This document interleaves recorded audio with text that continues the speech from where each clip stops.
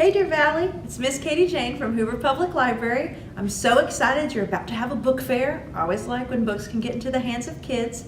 Ms. Lieber asked me to talk about some of the things you're going to have at the book fair that I personally love. So let's just get started with that.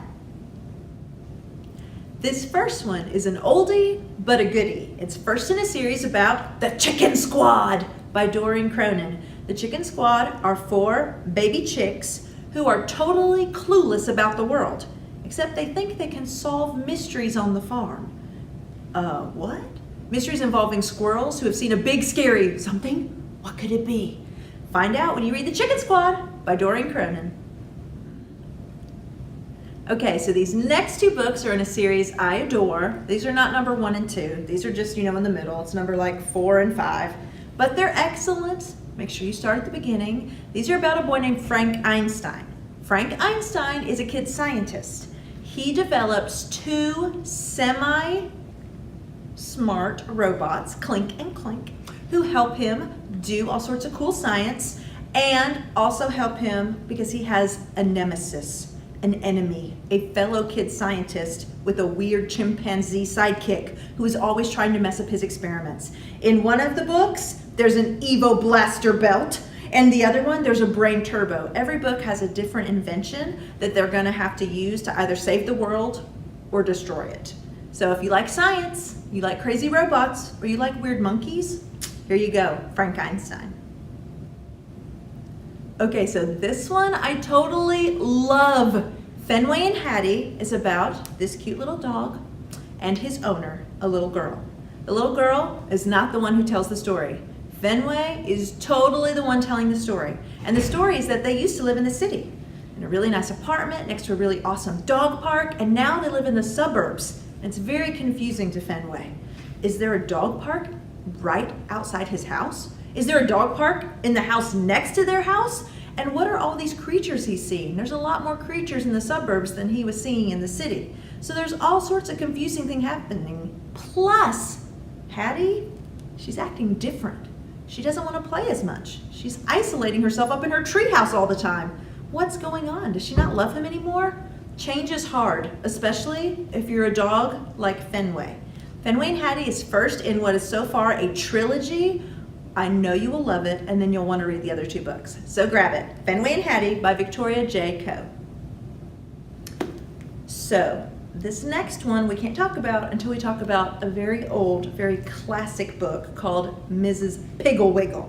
Have you read it? Did your teacher read it to you, or your mom and dad? Probably. Lots of kids for generations have been listening to the crazy adventures of Mrs. Pigglewiggle. Well, guess what? There's a new series that is about her niece, Missy Pigglewiggle. And this is the first one in the series, Missy Pigglewiggle and the Whatever Cure. Like Mrs. Pigglewiggle, she has a little bit of magic that she uses to turn some slightly naughty children into some super awesome children. This series is written by Ann M. Martin, the creator of the Babysitters Club. So if you like her work in that, you'll probably like this one. And the illustrator is Ben Hatka, the guy who did Zeta the Space Girl, that guy who did Mighty Jack. His pictures are throughout the book and really add a lot to the story. So if you like Ben, if you like Anne, or if you just like the Pigglewiggle, check this one out. Missy Pigglewiggle and the Whatever Cure, first in a brand new series. Okay, so this next book, I really don't have to tell you a lot about because you probably know about it. There is a very popular series of books called Magic Treehouse. Jack and Annie get in the Magic Treehouse. They travel back in time, they travel to different places. The newest book is called A Big Day for Baseball, and Jack and Annie get to travel back to meet Jackie Robinson, a very famous baseball player. Well, this book we're going to talk about is part of the Magic Treehouse Fact Tracker series.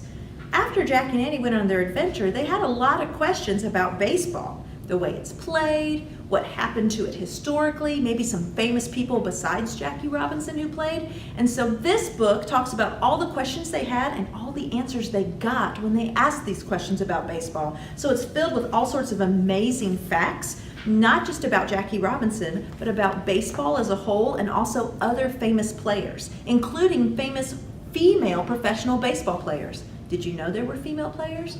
Definitely were. You can find out when you read this one. Magic Treehouse Fact Tracker featuring baseball. So this is a new graphic novel series that I'm pretty excited about. It is called Catstronauts. And you guessed it, it is about cat astronauts. What could be better than that? In this comic book, there is a definite crisis in the world. Earth keeps losing power. There's lots of blackouts, and they decide the only thing that can save Earth's power grid is to build something special on the moon. And the only cats brave enough on the whole planet to go to the moon on the special mission are these four: Major Meowser, Blanket, Waffles, and Pom Pom. I know those don't sound like very serious names, but let me tell you, these are some serious cat astronauts. This is just first in a whole series of adventures with these guys. This first one, it's Catastronauts Mission Moon. In the sequel, they're going to race to Mars, and who knows what's going to happen in number 3, which just came out and I haven't even had a chance to read. You're going to love it. Cat Astronauts Mission Moon by Drew Brockington. Okay, so this is kind of embarrassing, but these next books are so new, I don't even have them in my hands. The library hasn't even received our copies yet, but you'll be able to get them at your book fair. One of them is first in a brand new series from the Branches publisher. It's called The Last Firehawk. And I'm really excited about this series because it is an animal fantasy series. In this book, the world is having some major problems with magic. And the biggest problem they're having is from an evil vulture who is trying to bring just dark magic to the land. And the only people, or should I say animals, brave enough to tackle this evil vulture is a very young owl and his friend, a tiny little squirrel. What can they do against a big magical vulture? You'll have to read the first book, The Last Firehawk, The Emberstone, to find out. Branches is one of those series that you've probably read others in the series. Notebook of Doom is one of theirs, Owl Diaries. These are illustrated chapter books. So if you want to have lots of chapters but still have lots of pictures, you're always going to want to look for this little Branches picture on the cover of your books, because then you'll definitely find what you're looking for. And if you want to tackle the newest Branches one, make sure you get The Last Firehawk. Now the other two I want to tell you about that we don't physically have the books yet. We have the first 4, but we don't have 5 and 6. Brand new, but you're going to have them at your book fair. These are the tales of Sasha. Sasha, if you want to guess by looking at this picture right here, is a horse with wings. Yes, she can fly. And of course, a flying horse is going to have all sorts of crazy magical adventures in every single book. But in the 2 newest books, the adventures are a little bit different. This one, Tales of Sasha, the Plant Pixies, the plant pixies are trying to steal the feathers from the winged horses. If the feathers are gone, the magic is gone. And if the magic is gone, what do they have?